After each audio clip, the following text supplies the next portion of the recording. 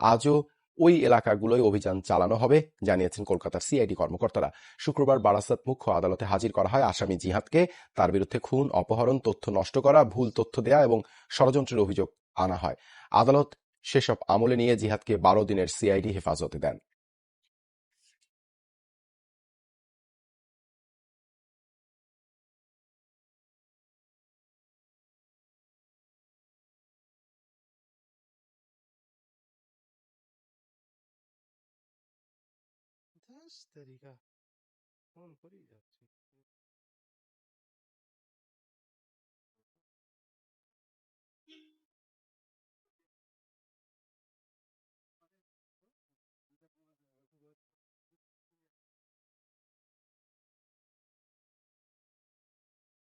এ দেখো, খালপাড় দিয়ে